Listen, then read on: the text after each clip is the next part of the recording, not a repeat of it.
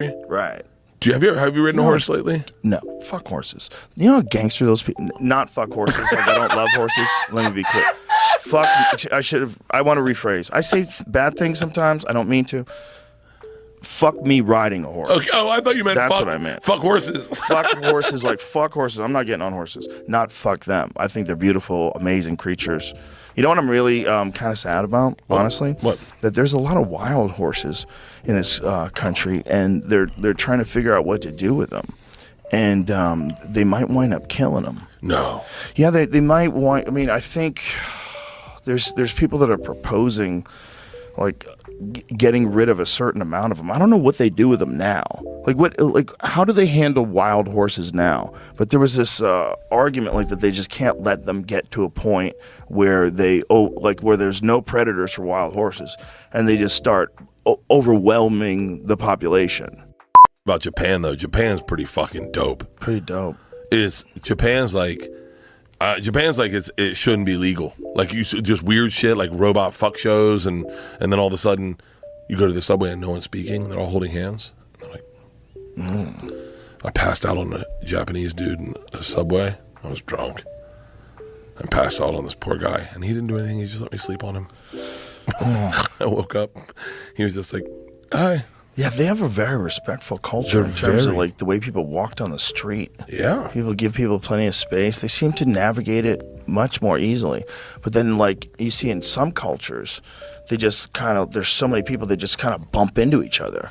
Like apparently in China, that's a thing. Oh, in Vietnam, I made the analogy in Japan, it's like no one touches each other. In Vietnam, they got their fingers in your mouth. Oh, geez. Like, no, not really, but like figuratively. Like, so there's nothing else there.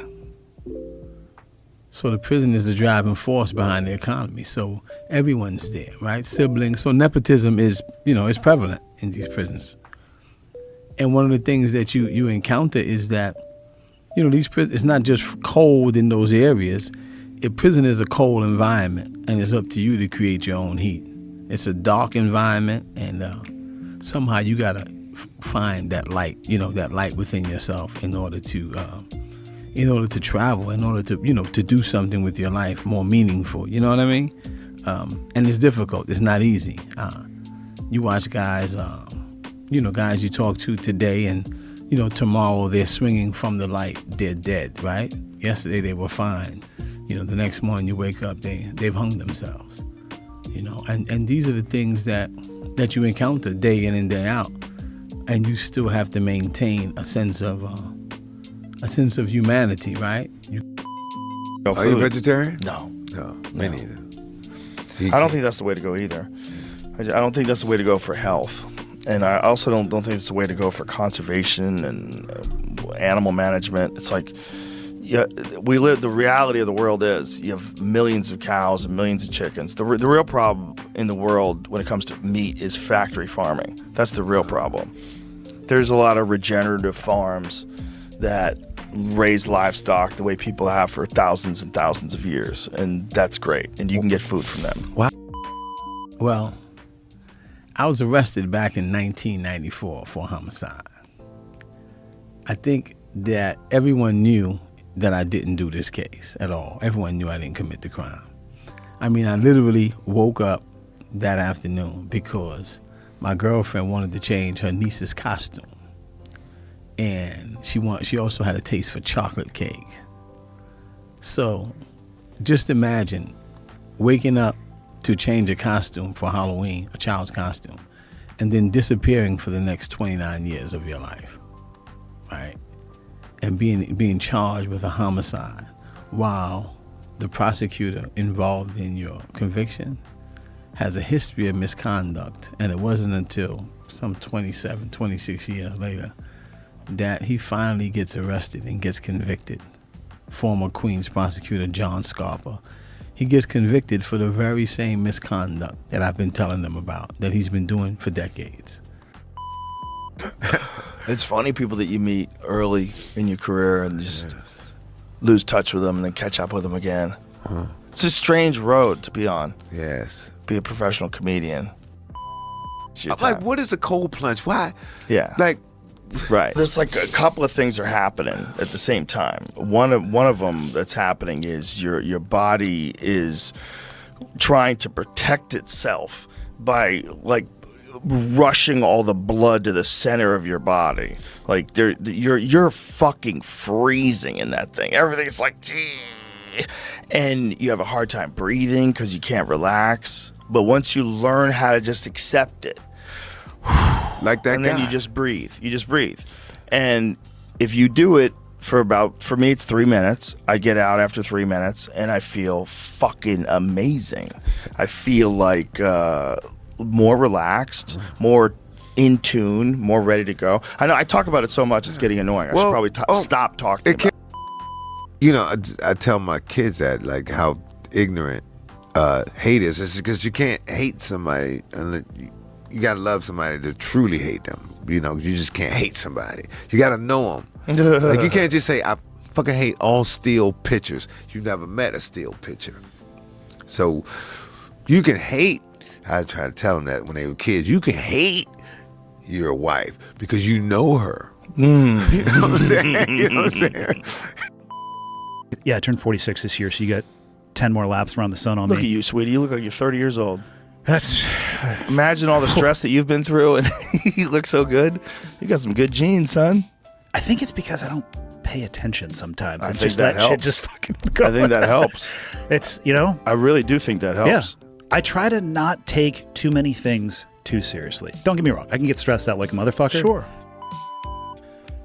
If we could have an artificial intelligence government that has no influence, nothing has influence on it. What a fascinating idea. It's possible. And I think it might be the only way where you're going to get completely objective, the absolute most intelligent decision for virtually every problem, every dilemma that we face currently in society. Would you truly be comfortable handing over like final decision making and say, all right, AI, you got it from here? No, but I'm not comfortable doing that with anybody. Right. You know, I mean, I don't. Right. I was uncomfortable with the Patriot Act. I'm uncomfortable with Totally. know, many decisions that are being made.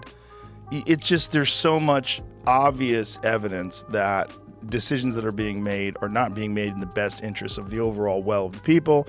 It's being made in the decisions of whatever gigantic corporations that have donated to. It's an interesting balance. I mean, essentially, people are trading their time for money. Yeah. Time that they could have been doing other things that they wanted to do. But I remember being younger, and I thought that getting money, like I need X amount. I don't remember what that dollar amount was when I was young. It's probably $1,000, but it was about getting money. Now I look at it. My dad's getting ready to move to Montana. He just sold his house in Santa Cruz. They're starting that process, and we've had conversations about money and what he made on the house, what he's going to do with it. And my theory in talking with him is, if I were you, I would try to arrive at the end Broke. Like, that last check for $5, Yeah. bounce that fucker. Yeah. Why not? Yeah. I mean, what? At some point in your life, if you can't flip the perspective and go, hey, I have spent so much of my time working for other people, likely, because very few people work for themselves comparatively. If I like, what's the point of this treasure chest if you can't go and at least do something that you want to do? Yeah. To change your whole life? Have you been involved in gangbanging and drug dealing because you had no other options and you had no other role models and you had no other examples anywhere around you of people that had hope, and you felt like, well, the rest of the world is different and what we got here sucks and that's just the way it is and I'm just going to be a part of it? And that's how human beings do.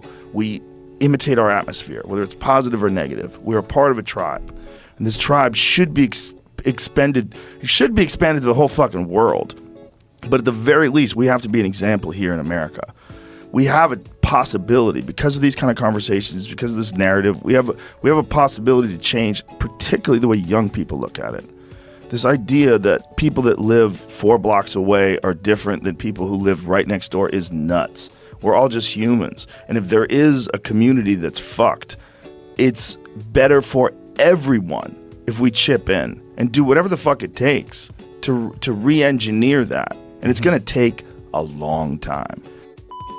Extremely difficult, because the norm is a microcosm of what takes place in society. Drugs, violence, the hustling, everything that goes on in society, it happens in prison, right? Relationships with staff, all of that takes place, right? And so it's extremely difficult. It's almost like a battle, because the guys in my age group, they were not doing what I was doing. They were in the yard either gangbanging, selling drugs, getting high. Very few of them were in the law library. But I come to realize also that is when you're wrongfully convicted, you fight a little different than a guy that's actually accepted his fate for what he's done.